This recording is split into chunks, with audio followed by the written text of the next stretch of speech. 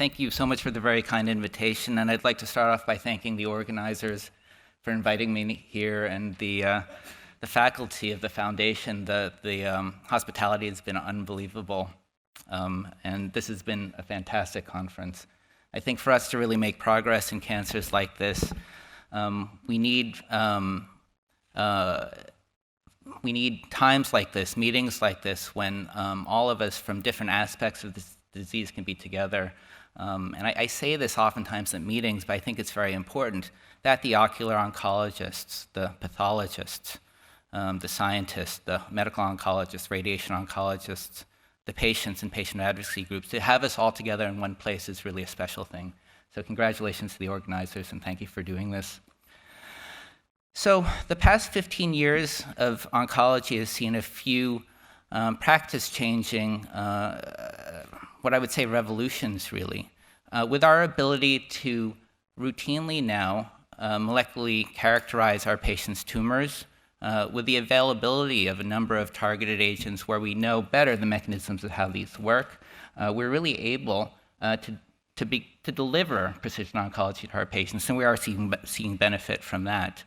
And similarly, with the ability to modulate the immune response, now in the right way, to allow the immune system to recognize the tumor and kill it off. We are seeing really amazing advances in the field of immuno-oncology. And the benefits have been seen in a whole host of tumors, including lung cancer and bladder cancer and head and neck cancer, and certainly cutaneous melanoma.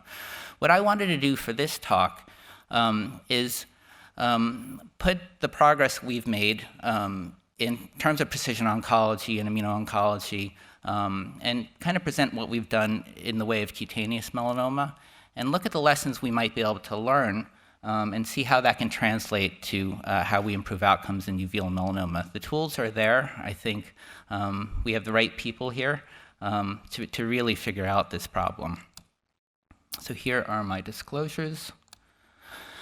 And so just in the way of progress in cutaneous melanoma, what I've plotted out here is the one-year overall survival rates in metastatic melanoma by FDA-approved or EMA-approved agents. And when I started treating melanoma, when Dr. Patel started treating cutaneous melanoma, really we had two drugs at hand. One was dacarbazine, which is an old alkylating agent, and we had IL-2.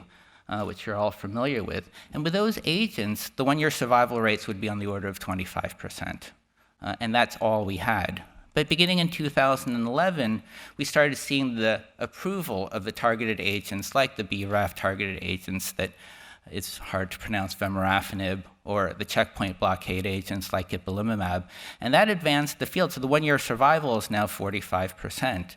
And then again, with combination targeted therapies, we're pushing that one-year survival forward.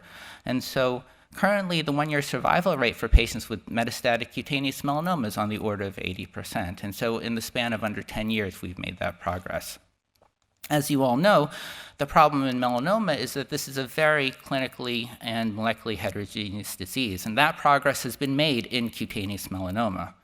I would say in cutaneous melanoma, that is by itself has different subtypes which have different molecular profiles and biologic activities. Our problem here is the non-cutaneous melanomas like uveal melanoma, conjunctival, and mucosal melanoma. So these are certainly less common. When we look at outcomes for uveal melanoma, I think we frequently will quote that the one-year survival for metastatic uveal melanoma is under a year, and that's certainly true across a lot of smaller series or single institution series. And so this is an effort that was led by Leila Koja while she was at Princess Margaret, and Anthony Joshua, who's now in Australia, to do an individual patient-level data meta-analysis to try to see what the outcomes are across a broader subset of patients. And so here they collected data from nearly 1,000 patients treated on 29 uveal melanoma-specific trials conducted between 2000 and 2015. And these were trials conducted in the US and in Europe and in the UK. And in this subset of patients, again, quite broad, quite heterogeneous, but I think gives us a good sense of what we should expect. The clinical benefit in terms of response, how frequently can any of these therapies that we're testing shrink tumor? It's going to be about 10%. If you look at the duration of disease control we can expect with any of these therapies, it's under 4 months. And the median survival, it's 10 months in this data set, with a 12-month overall survival rate of 43%. So for us who are dealing with advanced disease, this is our benchmark. This is what we have to beat. A lot's been already discussed between the differences and maybe similarities between cutaneous and choroidal melanocytes, and I don't need to belabor this, but I guess the point is that although they do all derive from the neural crest, their activity and function is different. And so while the cutaneous melanocytes, which sit there within the bottom layer of the epidermis, clearly their function is to protect the hypodermis from UV radiation. The function of the uveal melanocytes are a little bit less clear, and perhaps it does have to do with angiogenesis, but I think clearly more work needs to be done there. The path to melanoma genesis is also distinct between cutaneous and uveal. Again, something I don't think I need to belabor too much in this audience.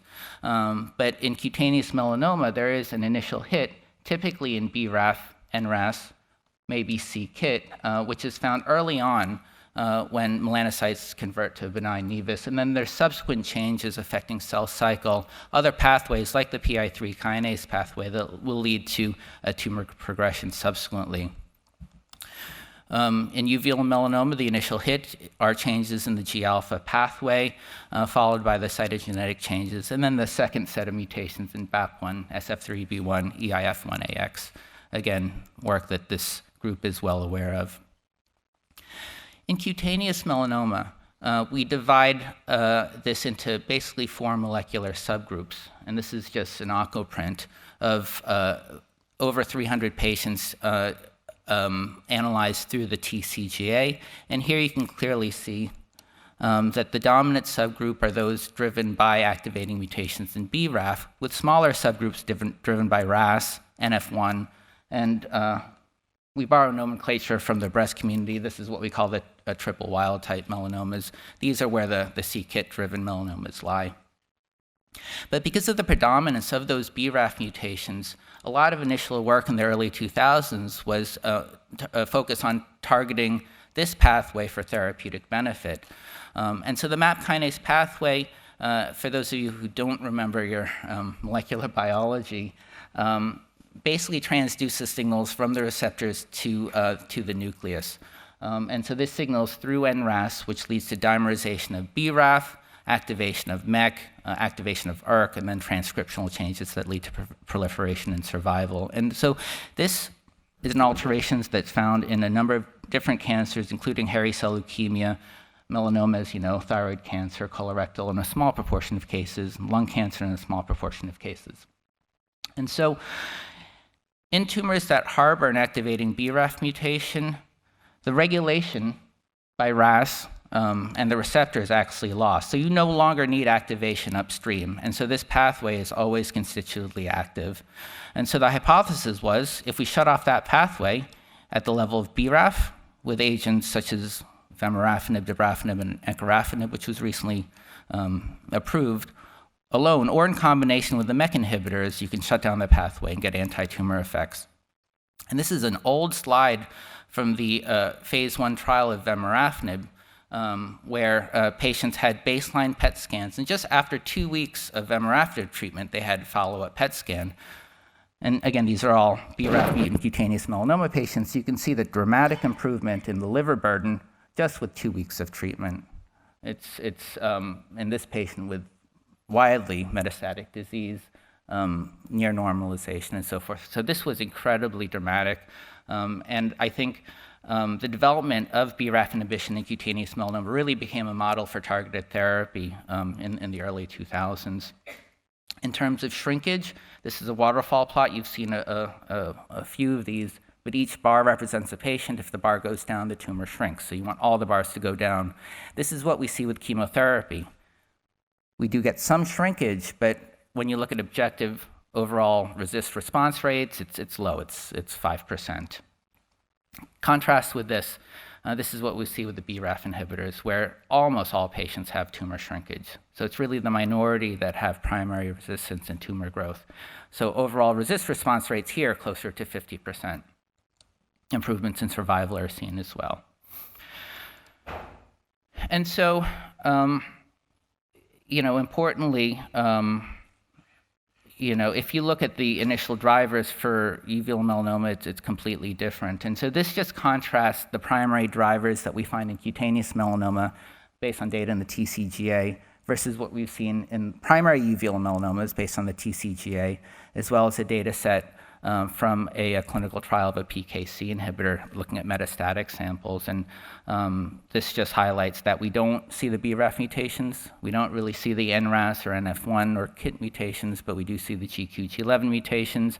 And as you know, again, in the cases where we don't find the GQ-G11 mutations, of the mutations in PLCB4 or other components of the G-alpha pathway. So work by our group, Bill Harbour, Scott Woodman, and MD Anderson, Boris Bastian, and many have looked at what are the downstream effects of those GNAQ and GNA11 mutations. And so this is work from my boss, Gary Schwartz's lab, performed by Grazie Ambrosini. And here, a panel of uveal melanoma cell lines really just had knockdown of GNAQ by siRNA using two different constructs. And if you look with both of the constructs in the GNAQ mutant cell lines, you get a decrease in viability.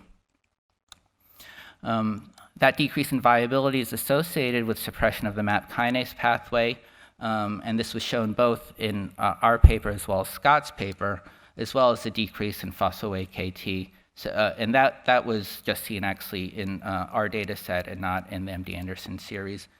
But this led us to believe then that activation of the G-alpha pathway led to downstream signaling of the MAP kinase pathway. And so our hope was, just like inhibition of BRAF in cutaneous melanoma, maybe inhibition of this pathway would lead to the same thing in uveal melanoma.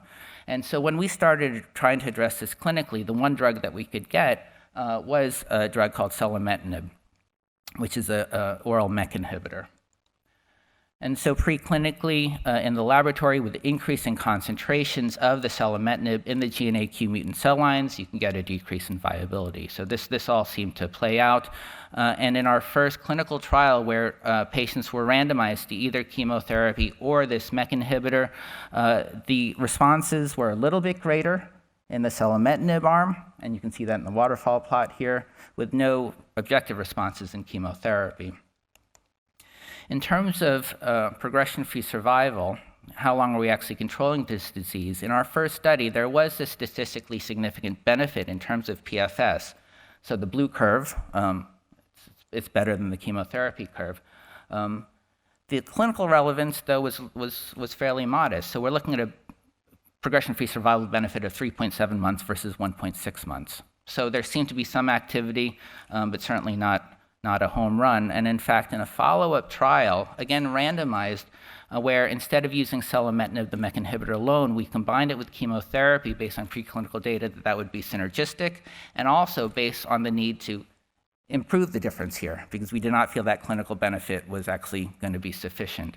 But in this follow-up trial, also randomized, you can see here that the results were not as good. The curves kind of trended in benefit for selumetinib, but this was a negative trial. And so after that, I think all of us who are in this field, this was certainly a major disappointment. But we tried to push on, and we tried to look on and see what are strategies, assuming that targeting the MAP kinase pathway is not a completely futile effect. What are the ways we might be able to improve upon this? And potential strategies that we thought about and explored was looking at other MEK inhibitors, because the pharmacokinetic properties, the potency of different inhibitors are different, and that might affect efficacy. Is inhibition of other nodes of that pathway going to be more effective? And we also looked at what we call vertical pathway blockade. That is, if we inhibit multiple nodes in that MAP kinase or G-alpha pathway, can that improve efficacy? And we looked at what we called horizontal pathway blockade. That is, can we hit other downstream mediators of those GQG alpha changes. And so use the MEK inhibitor to hit pathway A and use the drug Y to hit pathway B. And so this is, Arun, this is a slide that I think will put you to sleep, so I apologize for this one. It is complicated. But I just highlight this to show that some of the key downstream pathways we think of with G-alpha activation is the MAP kinase pathway, the PI3 kinase pathway, and the YAP-HIPPO pathway. And we and others, including MD Anderson and Memorial, have tried to attack multiple areas of this.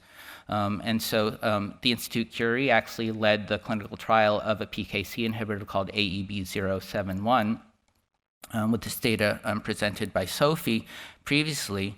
And by inhibiting PKC, this is what we saw. Again, nothing groundbreaking.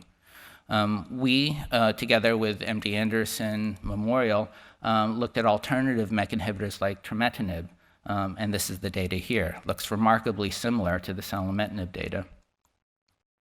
We looked at the combination of PKC and MEK inhibition, so vertical pathway blockade, and this manuscript is now in preparation, but the study was completed some time ago and the data has not been reported, so that tells you, I think, a little bit of what we saw.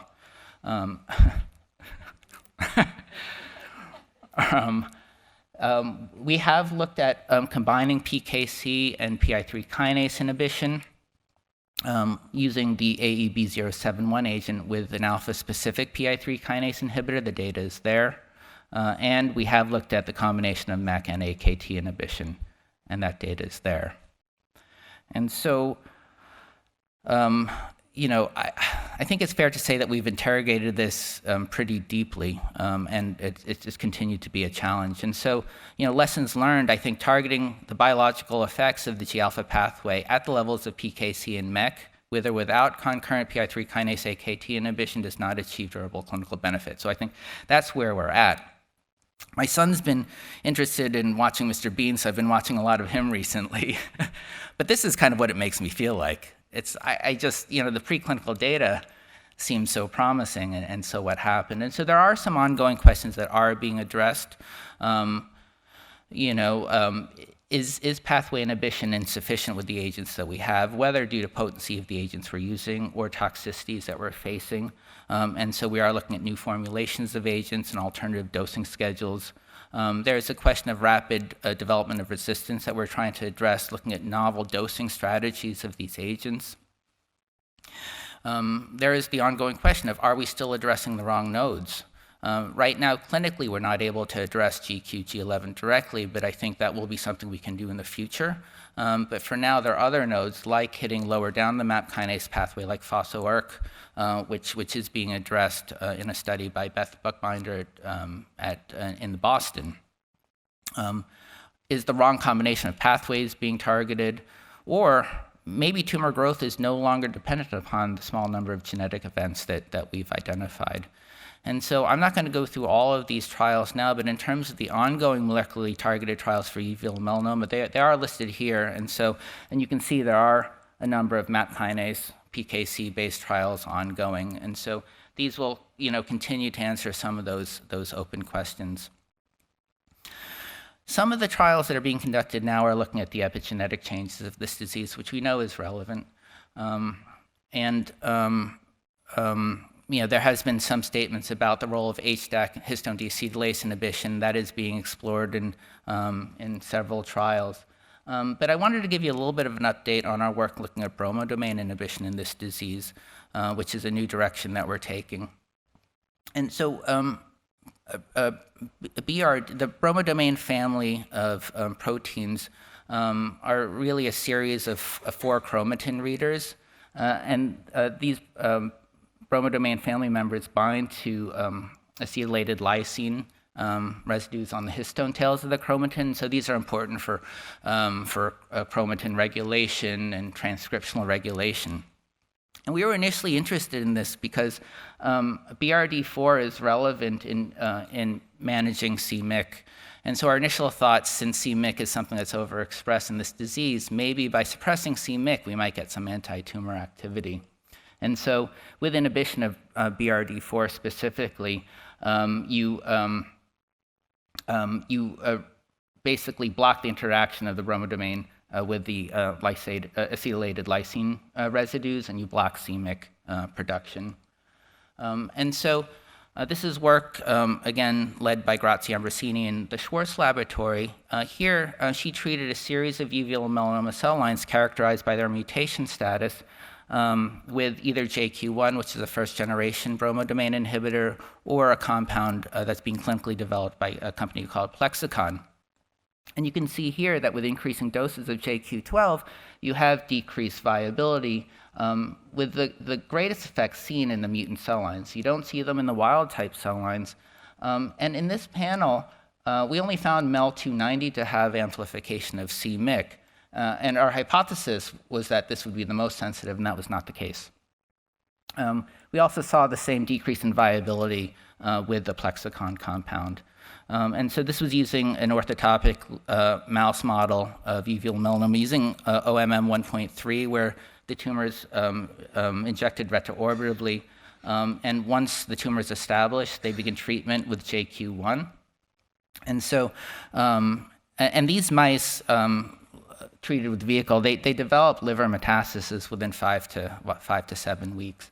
And so you can see in vehicle-treated mice, they develop disease in the liver in all cases, but in the mice treated with JQ1, you didn't see that. We did look at the gene expression modulation in the cell lines treated with the bromodomain inhibitor, and there did seem to be a mutation-dependent effect, as you would expect. While there were 800 genes that were modulated in the GQG11 wild-type cells, specifically, there were over 4,000 modulated in the mutant cell lines. And looking at pathway analysis, some of the genes affected cell cycle apoptosis and DNA damage response. But one of the big challenges of these epigenetic type therapies is, while I guess we call them targeted, they do a lot of things. And so which of these genes are actually the ones that are relevant? And so in a series of siRNA experiments, Grazia tried to isolate that. And so here, using 92.1, she, for instance, in this case, knocked down c-Myc with siRNA.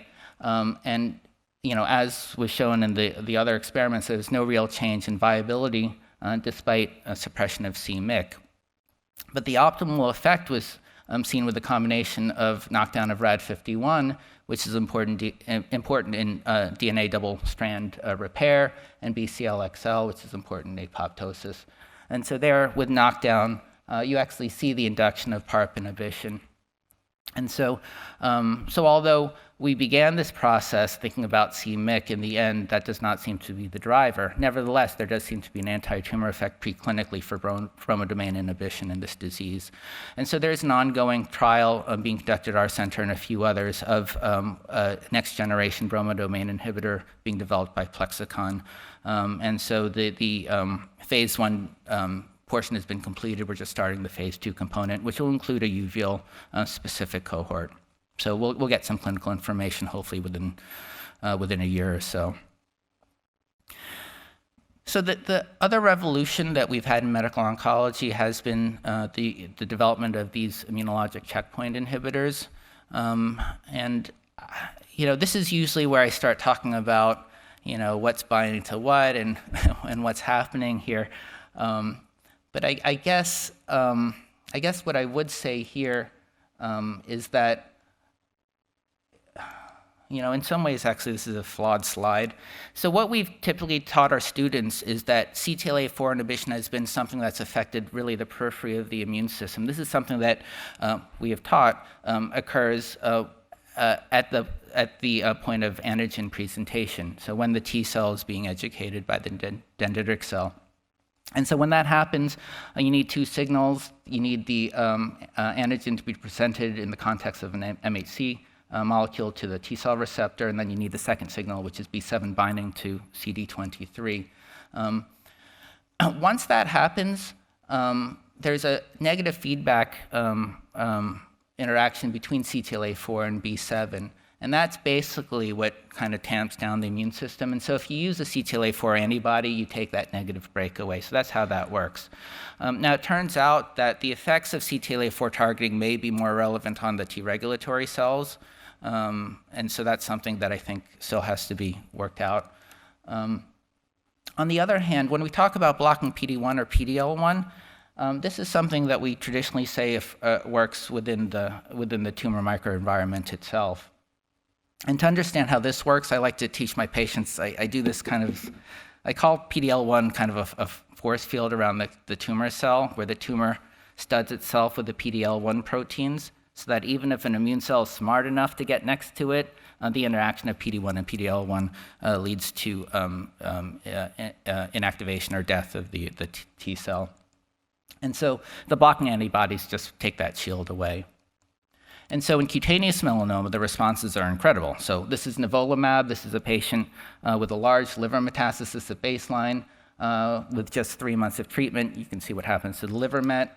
And this is a patient who was treated with a combination of the 2 checkpoints, CTLA-4 plus PD-1, with soft tissue disease, nodal disease, lung metastasis. And you can see that with treatment, they get much better. And so, where have we gotten in terms of long-term outcomes with these agents in melanoma? Again, our 1-year overall survival when we started was 25 to 35%, and now we have long-term, 5-year survival data on our cutaneous melanoma patients where 35 to 40% of them are alive at 5 years. So that's really remarkable, and many, if not all of these patients will be cured. So that's remarkable. The problem is that the efficacy is not as good, to put it mildly, in uveal melanoma. And so this is just a series of phase 2 trials of CTLA-4 inhibition, where the response rate is 3% and the disease control and overall survival is about what we would expect. And this is a series of studies looking at PD-1 or PD-L1 inhibition. And again, similarly, the responses are low. PFS and overall survival also not really different from what we'd expect from historical controls. Why might that be? We've already talked about the mutation burden, where the best responses to these checkpoint inhibitors seem to be in the tumors with the highest mutation burden, like lung cancer, like melanoma, like head and neck cancer, like bladder cancer. But with uveal melanoma, the mutational burden is extremely low, about 2,100 somatic SNVs per genome, compared to cutaneous melanoma, which is many-fold higher. The other potential reason why some of these checkpoints may not work is the expression of PD-L1.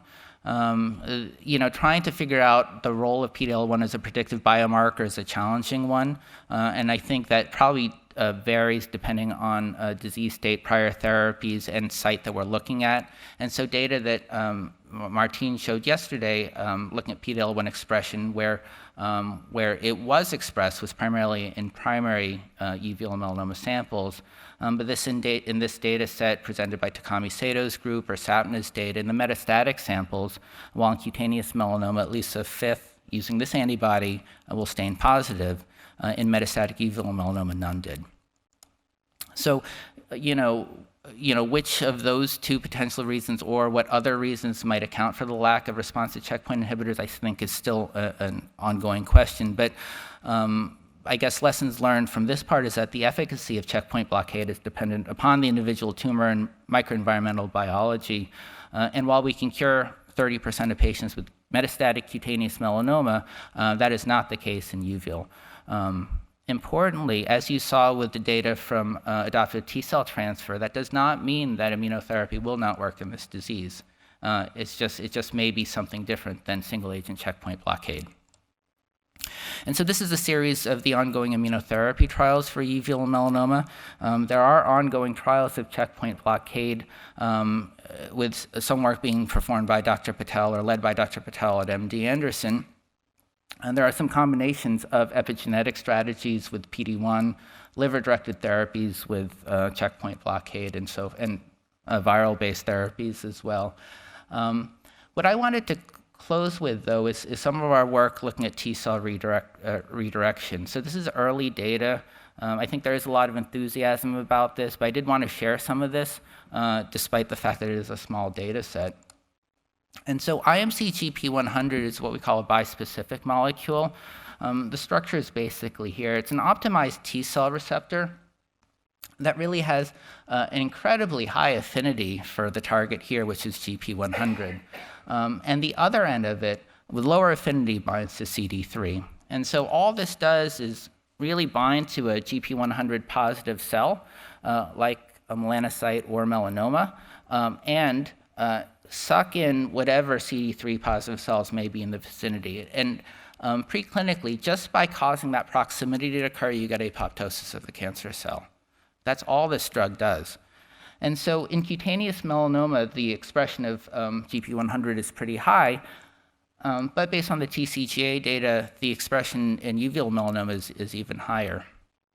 And so that kind of led to the interest of using this drug in melanoma and in uveal melanoma. There have been 2 phase 1 trials conducted so far, and that have been reported. And this was a trial where patients with metastatic melanoma, including uveal melanoma, could be accrued. And that trial included 16 patients with uveal, and that's a completed trial. The second trial used a different dosing schedule, but was specifically for patients with uveal melanoma. On this trial, the dose escalation portion included 19 patients, and there is a very large phase 2 expansion that's ongoing now. And so this is the data set that we've presented, and this is what we have. And these are the patient characteristics that we have currently. You can see that the gender breakdown is what would be expected, as is the age. The performance status of the patients are generally pretty good. 63 and 73% of the patients have an elevated LDH, which is a poor prognostic marker, and the majority of the patients have liver metastases. The majority of the patients are also previously treated. This is really important here. When we're trying to analyze this small data set, we need to know, are these patients the normal patients or not? Our sense is that they're the normal patients. They're not heavily pre-selected, but that's a concern when we look at these data. You can see a lot of these patients in the second trial did have prior IPI and PD-1 as well. And so this is data from the uveal-specific trial that Takami Saito presented in 2017, and this is the waterfall plot. And so what you can see here is that the overall response rate is 11%, so that's modest. And the progression-free survival, though, was good compared to what we would expect. So again, normally we're expecting progression-free survival of about 4 months. The estimated 1-year overall survival at the time of presentation here was about 80%. And so that compares also favorably to the 43% based on the meta-analysis that was presented previously. Interestingly, for the responses, the 2 patients who achieved true responses are these 2 patients here. And the time of the response occurred after 6 months of therapy. And so that tells us that the timeline for therapy is a little bit slow with this. And an example of this is a patient of Dr. Shustari at Memorial. It's a little bit difficult to interpret because the baseline scan is a CAT scan versus an MRI here. But this is basically the baseline CAT scan, which shows progression over that course of 5 weeks. The patient started therapy, and at week 4 had this MRI, which was deemed disease progression. Again, hard to compare, but what I think you can see is that over the course of week 4, week 12, 39, and 100, the tumor did continue to shrink. So, if there was initial progression here, and certainly there was a progression between week -8 and week 4, that continued to stabilize and shrink subsequently. And this patient's been on study for over 2 years. Using serial biopsies, some work has been done looking at the immunological effects, and this is just a little bit of the work that was done that does show an induction of an inflammatory response of PD-1 and PD-L1, which is the red that you see there, which you see really after a couple of weeks of treatment. And this just shows that you do see MHC class I expression as well as target expression in the tumor. And so across the 2 trials, this was data that was updated data we presented late last year. The overall survival at 1 year for both trials was about 73%, so a little bit less than what was initially shown. I think that will continue to drop a little bit, but we are but I think we're going to plateau pretty closely around 65 to 70% in terms of that 1 year OS rate. And just in the way of comparison, this is the meta-analysis where the 1 year OS rate was 43%. This is a large series of patients treated with a PD-1 or PD-L1 antibody, 1 year survival rate 40%. And this was data from a phase 2 ipilimumab trial, 1 year survival 22%. So again, the 73% compares favorably. Patients do progress, and we are trying to figure out mechanisms of resistance here. And so we do have baseline biopsies and progression biopsies on several of these patients. And in these patients, we are doing some multiplex immunohistochemistry, looking at the cell types that are present. And what we can see at the time of progression is that we do see the presence of activated T cells. So the T cells did get in there, and they're still there at progression. You do see expression of the target, GP100, suggesting that loss of the target is not a mechanism of resistance. And you still have maintained expression of MHC class I. So loss of that is not an explanation for resistance. But what you do see is a change in the myeloid cell infiltrate with a marked increase in CD33 and CD168 cells. And so, when we're thinking about resistance, I think the work that Martine is doing, the work that the Liverpool team is doing, it's really critical to figure out what the baseline immune infiltrate and immune microenvironment is as we try to figure out how to optimize these therapies. On these patients who were treated, and this is a swimmer's plot of the 19 patients treated, we do track what they got afterwards. And so this is a swimmer's plot. Each bar is a patient. The time on therapy is kind of the bar here. And the time on the Immunocore drug is basically this darker green treatment. And there were a couple of patients I just wanted to highlight where many of these patients had a checkpoint inhibitor prior to treatment. And those are these blue circles here. And some of these patients had checkpoint blockade after progression to IMC GP100.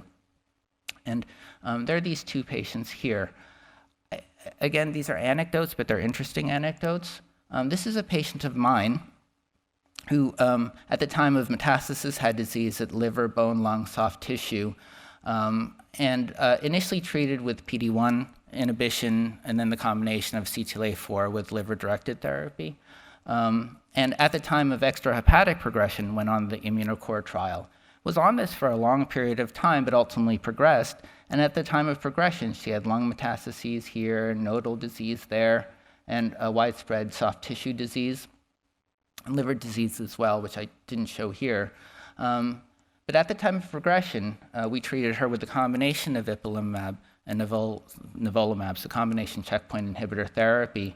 And this is the first scan that we got after she went on that. These lesions basically went away. There was significant decrease in the FDG uptake in these lesions. Some of these soft tissue lesions went away.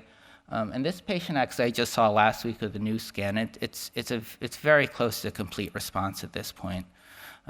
Interestingly, she did develop significant toxicity in this case, and so she only received a couple cycles of a combination therapy, and she's just been on observation for 4 months, and she's had an evolving response. So this is a patient progressed on a prior checkpoint, went on the Immunocore drug, and then went back on checkpoint and responded.